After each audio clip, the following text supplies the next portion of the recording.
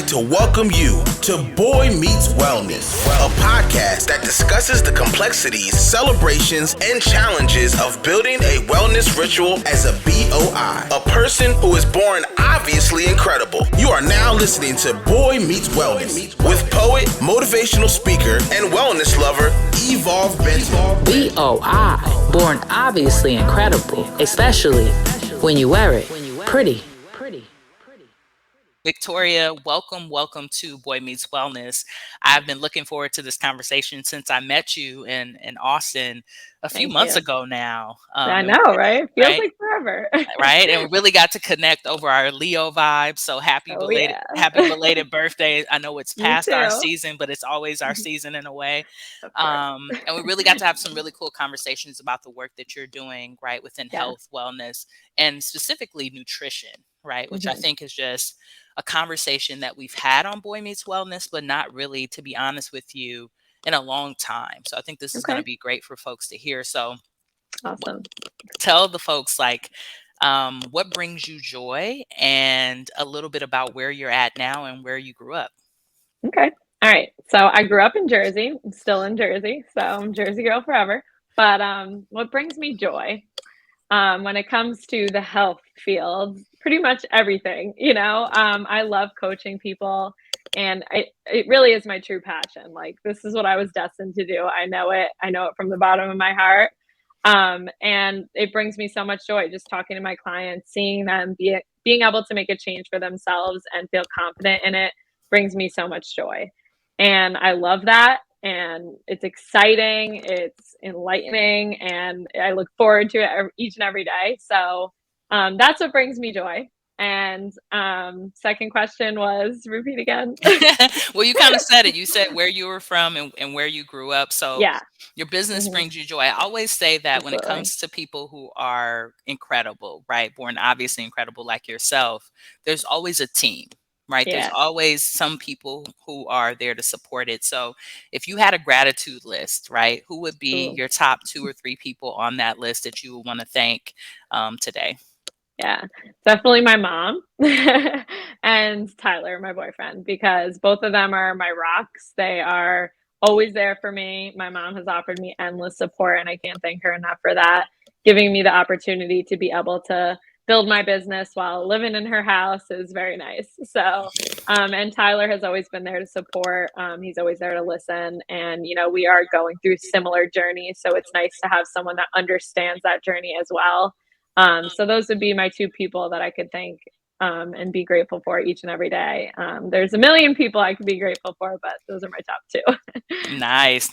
Yeah. And it's really cool. I got to meet you and Tyler at the same time, and you all are a power couple. Tyler will be on the show in a few weeks. And what I really appreciated about the work that you all are doing is that you all have your own businesses, right? And your own ideal clients that you're interested in working with and people that you're supporting.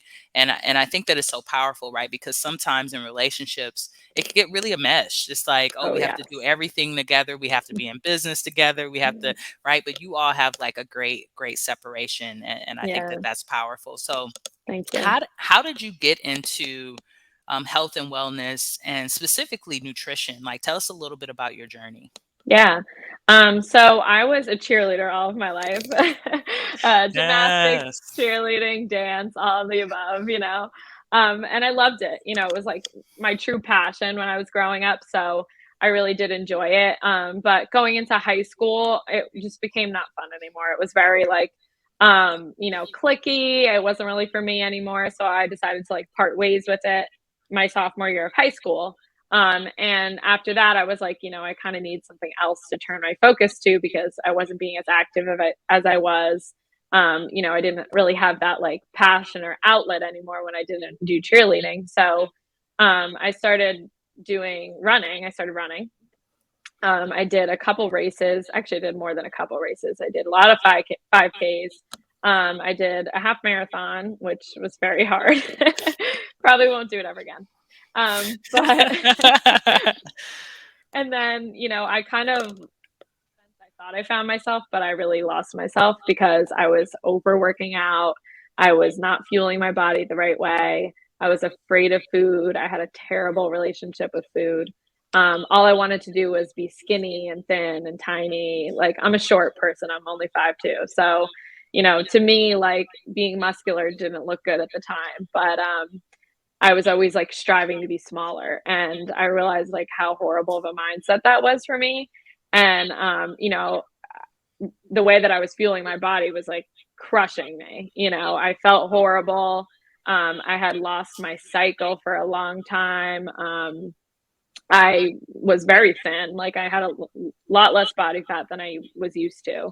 So I didn't feel good, and that was when I sought help from a nutritionist. And, she helped me to get back on track and really learn more about my body and get in tune with my eating and such like that. So it was like a whole journey to get back onto my normal eating pattern. It took a long time for me to like trust myself and know that I was able to eat the food that I was eating, the amount that I was eating. And that's what really brought me to my passion about nutrition, was, I want to study this and I want to help other women overcome that same problem. Like, being afraid to go out and enjoy yourself with your friends, or being able to like enjoy your favorite foods without any guilt. It's such a terrible feeling to be stuck in that mindset that, I needed to do something about it, and I needed to help other people do something about it. So that's kind of like where my story came from, and why I started studying nutrition. And then, I became a coach. I was a trainer for a really long time. And then it's always been my passion to have my own business. And I was like, how can I help more people? And that was by doing it online. I can reach people from, like you said, all over the place. And that's really what I am aiming to do, is to be able to create a community for women that feel safe, comfort, and, just empowerment from doing what they want to do with their lives. So wow, super powerful. So you're running. You say you're not gonna run that 5K again. That was Nope. hilarious for me. It's so funny because I know people who've had like several different backgrounds in sports, and they're like, I ain't doing that again, right? And even for myself, I played basketball, and I love basketball still to this day. But basketball training, suicide, some of that stuff, I'm like, bruh, I'm not doing that ever again. Like, that's just not going to happen. So tell Exactly. me a little bit about, like, I think when it comes to food, right, and when it comes to eating, it's something that in our society we don't talk enough about, right? Right. I've read Definitely. several things on Instagram and on these memes where there's women going out to lunch and dinner and they're not even eating, right? Or Yeah. they'll go and just order an appetizer or just get a drink because they don't want the person that they're sitting across the table from to see them in a particular way. When you said, I had a bad relationship with food, right? And you're working with your clients, what does that look like for people, right? Like, how does Mm. that show up in different ways? Because I'm sure we have some listeners who are like, well, do I have a bad relationship with food? Like, how do we know that? Can you piece that out for us a little bit more? Yeah, definitely. Good question. And this can look like so different in so many ways. So, a lot of things can look like binging. If you're going the whole day without eating and then you're cramming in all your calories at one time.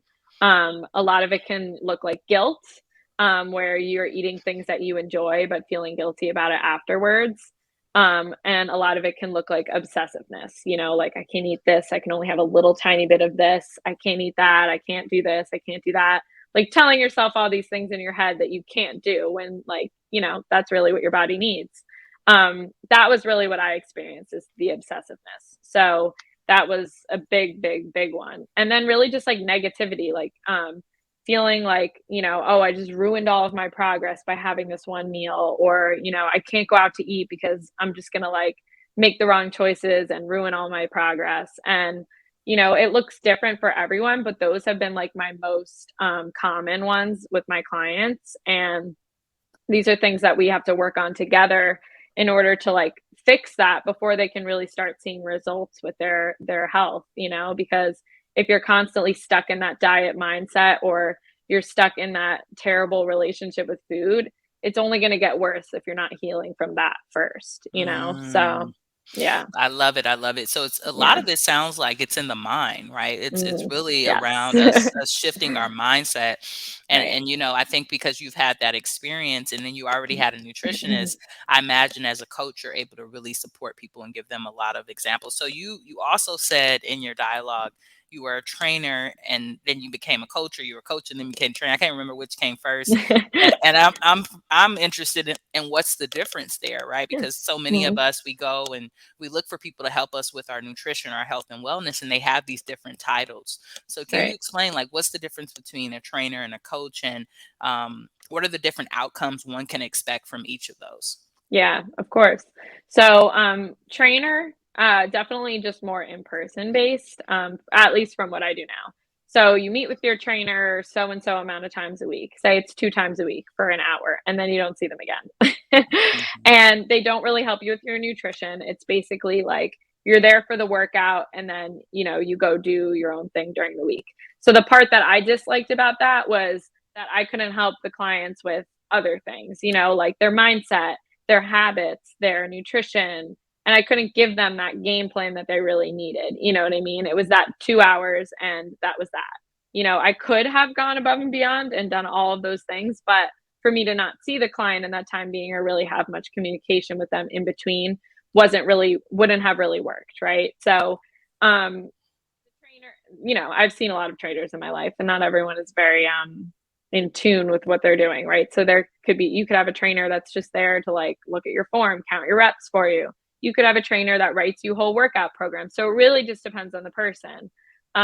Coaching, I would say, is a lot more in depth, right? You have a lot more accountability.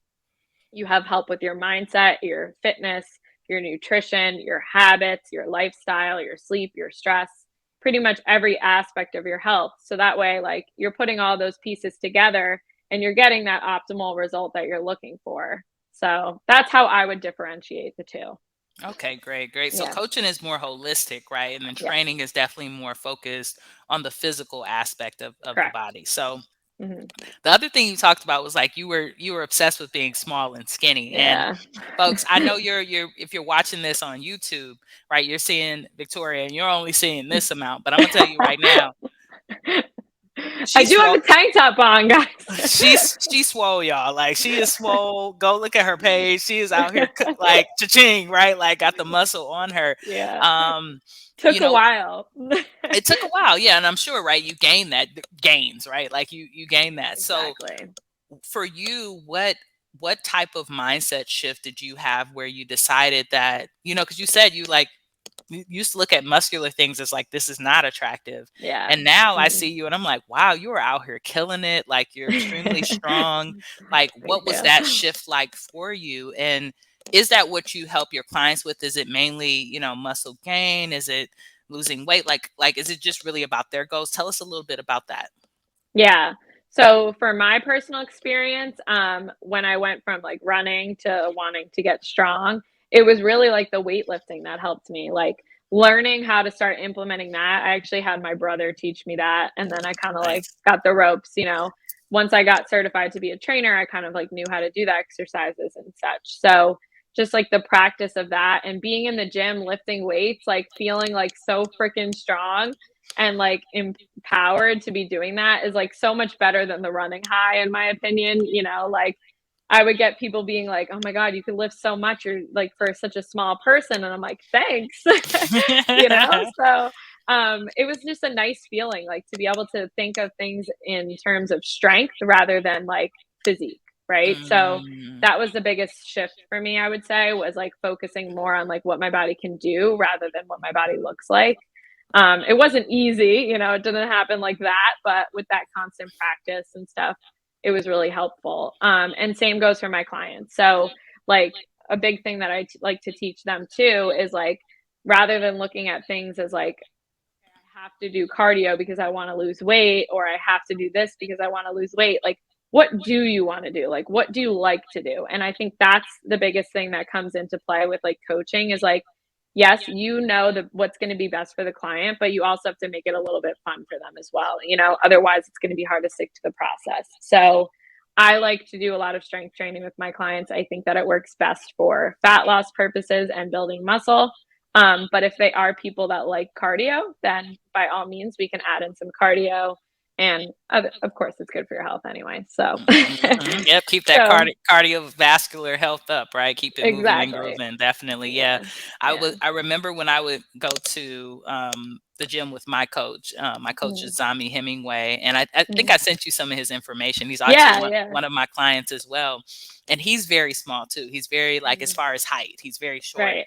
But he would be like deadlifting like 400 or 500 pounds, right? And people will walk past and be like amazed at it, right? Yep. And it was always so joyful because I think oftentimes people see people and they just assume, right? They assume that they're not strong and they are strong, right? It's very, we have such a mind that's stuck on the physical, but that has nothing really to do with strength. And that's what I learned from him. Like I would see people in the gym and I'd be like, oh, they probably can't do anything. And the next thing I know, they're bench pressing this big old thing right over their head. So you just really never know. You don't know. Right. Yeah, exactly. So let's talk about one of my favorite things, which is the food, right? Me too. You know, as you study nutrition, right? For you, what were some of the things that you learned about food that maybe you didn't know before you started studying it? The biggest thing, is no foods are good or bad, right? Of course, there's foods that are going to make you feel awesome, but labeling foods as good or bad can be one of the worst things for your mindset towards like food. You know what I mean? So if you're saying like, oh, I can't eat this cookie because it's bad, like, no, if you have a cookie, it's not going to kill you. You know what I mean? So I think that would be like the biggest thing I've learned about food is like, stop putting labels on it. You know, like, of course, like at this point in my journey, I do know what feels good for me and what doesn't. But being able to teach my clients that like you can have the things that you love in moderation, and you can have the things that make you feel good and also the things that you want to have and still achieve goals is probably one of the biggest lessons that I could give to someone. Yeah. And I love that you mentioned moderation, right? Because I think that sometimes that good or bad thing is what taps out of moderation, right? Because you begin saying, oh, it's so bad. And then I know I've had some interesting relationships with food. Like I'm like, I can't keep eating a whole pack of Oreos a day, right? Like I've got to figure this out. So you end up saying like Oreos are bad, and then you don't eat Oreos at all. And then when you finally get them, what do? You eat all the Oreos, right? So I love that aspect around moderation. Another thing that's so important, right? Like food, but then there's also water, right? And we have all of these things going on with water, as you've probably seen in like Flint, Michigan. And then we have Mississippi, where they don't have access to good water. I was reading some reports and it was saying that the average American, about 75 to 80% of us are like chronically dehydrated, right? It's just something that people don't do enough of. So for the folks who are trying to get more of their water intake in, because I know that that's something that comes up often when it comes to health and wellness, what are some strategies that you would suggest for folks? Yeah, good question. Well, actually, when it comes to hydration, you want to look at not just the water aspect. Electrolytes are actually so important for your hydration because the more water you're drinking, the more you're flushing out all the essential minerals in your body, right? So you want to supplement electrolytes with water, and that gives you the ultimate hydration. So when you think of electrolytes, you think of magnesium, sodium, potassium, all of your minerals that your body needs to feel hydrated. That would be my biggest tip. And then number 2 is always keep something by you. Like whether you're thirsty or not, just sip on some water because it's going to benefit. Exactly. I got mine too. It's going to benefit you. You need it. And then number 3 would be if you're a desk sitter and you're someone who sits down a majority of the day, you need it even more because your body gets dehydrated just by not moving all day. Right. So you're actually like doing worse for yourself. So even if you're just sitting at your desk, keep the water there, drink it because you need it the most. So those would be my biggest tips for hydration. I was gonna say, I hope y'all got y'all notebooks out because I'm learning some new stuff. I'm over here. Let me write this down. I hope y'all doing it too. But go on, please continue. Well, I could talk about this stuff forever, so stop me if it's too much. And then I would say also, like, if you're not someone that likes just plain water, because I know a lot of people don't, like make it fun. Put some fruit in there, or some lemon, or I like to do like cucumber, mint, and lemon sometimes just to mix it up. You can do some tea, like an herbal tea or something. So if you're not someone that really likes to hydrate with just plain water, give yourself something to look forward to as well to help you, get your intake in and make it fun for yourself. Brilliant, brilliant. Thank you so Yeah. much for that. I'm definitely gonna try some of those pro tips that Yeah. you've given us. So Thanks. let's talk a little bit about business, right? Okay. Because I mean, yes, you are an amazing coach, but you're Yeah. also a business owner. And Right. I know folks are listening to this that are business owners or who might be even thinking about getting into being a fitness trainer or a coach. Yeah. What is it like on the other side, right? Like people probably see Oof. you, they follow you, but maybe like if you could give some tips to yourself maybe a few years ago when you were just getting started, what would be those tips on getting started in the health and wellness field? Yeah. So honestly, like, it's hard, and I'll be totally honest. Sometimes it can be lonely, like uh, living in the entrepreneur life, the business life, not everyone understands it. And I think that's been like probably my biggest struggle over time is like finding friends that kind of, they get it, they support you, they encourage you. I've had a lot of unhealthy friendships. So finding those supportive group of friends has been really important to me. And then on the business side of things, something I can tell myself years ago is just do it. Mm, I'll think and think and think of reasons why I shouldn't do something until I actually do it. But I am my own worst enemy sometimes. So I'm sure a lot of people can relate to that. So one thing I would tell myself is really just do it. Do it imperfectly. Do it the best that you can, but just do it. Peace, family.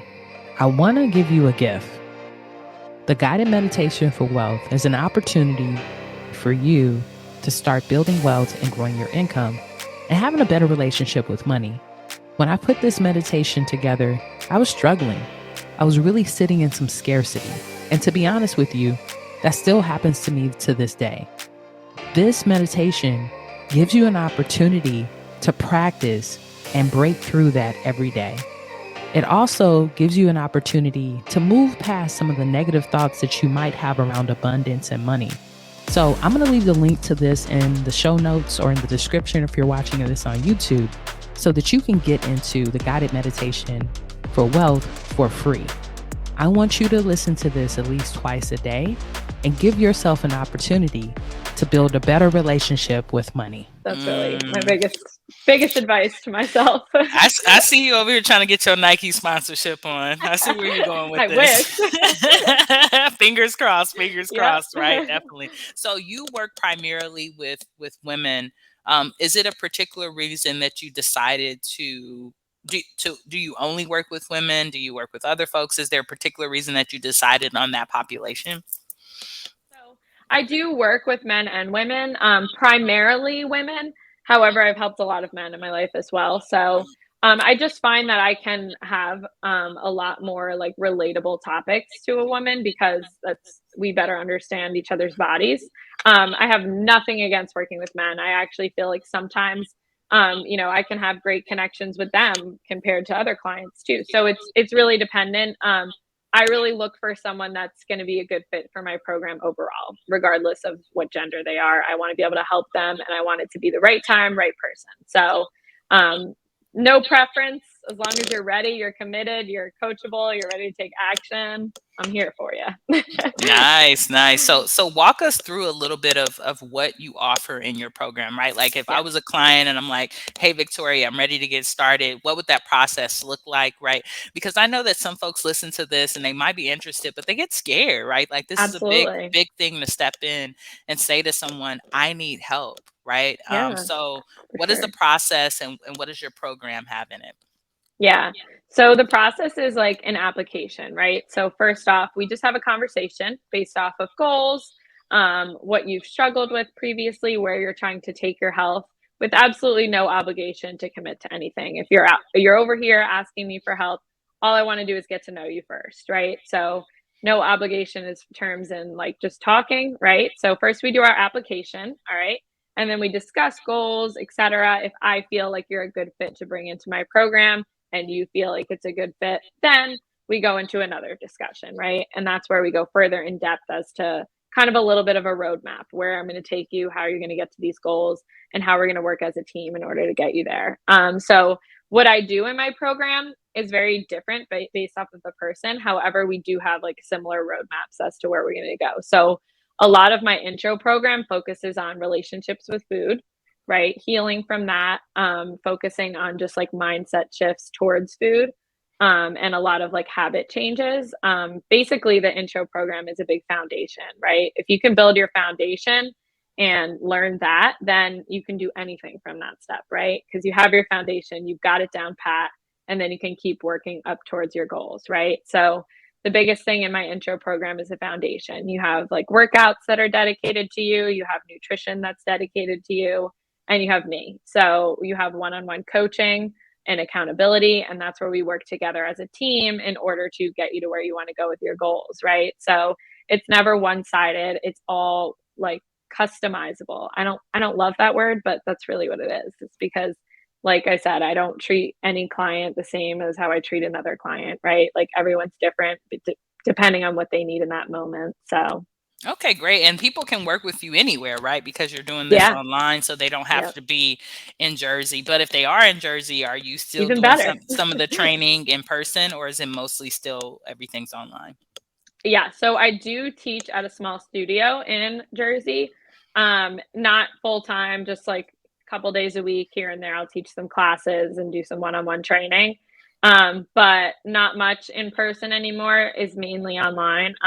However, I do like to do client meetups once in a while where we can like get together, either get in a workout or get some coffee, something like that. So that way we can connect in person too if we're local. Okay, nice. That is brilliant. That is brilliant. Yeah. And how long have you been in business again, Victoria? It's actually pretty new, like in this recent year. So, you know, I've had the experience for a while. Previously, I was working in a gym, and that's where I started my nutrition. And I was working through the gym, obviously, so different scenario. But I created a nutrition department through the gym, and that's how I got the experience to be able to work with clients one-on-one and do that on my own. So that's how I started out, and then here I am now. Yes. Well, this has been an amazing conversation. I want to pivot a little bit into our fun time, which is Boy Talk and Hop, to talk a little bit about just how your brain works, right? So I'm going to give you a few prompts, and you're just going to fill in the blank, right? So the first one, are you ready for it? You ready? You good? I don't know. I'm nervous. You've got this, Victoria. You've been doing such a good job. You've got this. You got this. I believe in you. I'm here for you. All right, I'm ready. I often talk to people about this. This is supposed to be fast, right? Oh, boy. Not like super fast. Not like back in your running days. We don't want you sprinting. I was never fast. But it's not supposed to be super slow, right? Like it's like a medium type of thing. So my first, okay, you got this. You got this. My first statement for you is love is communication. Beautiful. Yeah. Money is money. That's what I would say. Money is money. Ownership is success. If you could speak to anyone, dead or alive, who would you speak to and what would you talk about? Oh my gosh, that's so hard. I have to think about that one. I don't know if I can answer that really quick. Who would I talk to? I love the Hermosis. I love them. I think they're awesome people, and they have such a drive that really just like blows my mind. So I would pick them probably because I feel like they would give me a kick in the butt that I would get like nowhere else. You know what I mean? So I think that those two people would be my choice, Layla and Alex, because I've been reading his book and it's freaking phenomenal. So definitely. I would just ask them all the questions about business. Every single question I can think of. Which one of his books are you reading right now? The $100 million offer. Yeah, I'm wrapping that up too. So we'll have to talk about that soon. Yes, yeah, I would love that. Yeah, so good. My favorite food is pizza. What's your toppings? What you got to have on your pizza? Honestly, like I'm a sucker for just plain cheese pizza, but I do love a good margarita pizza. It has to be good though. Like I've had good and bad pizza in my life, and I know the difference. So that's that East Coast vibe. You know a good pizza. Exactly. Yeah, exactly. My favorite song is. That's hard too. I love a good Ed Sheeran song, so I'm going to go with Thinking Out Loud. Yes, yes. My favorite book is? I loved The Power of Letting Go. Really good book.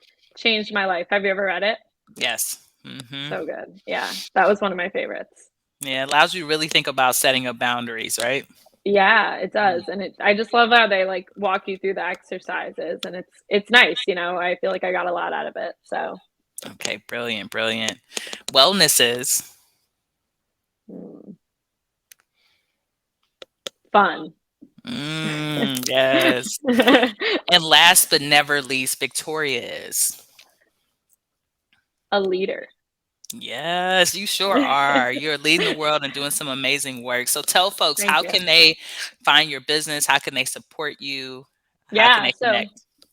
I do most of my stuff through Instagram and Facebook. So I have an application in the bio in both my Facebook and Instagram. I do have it like over here too, if I want to drop it anywhere, if you want me to drop it anywhere.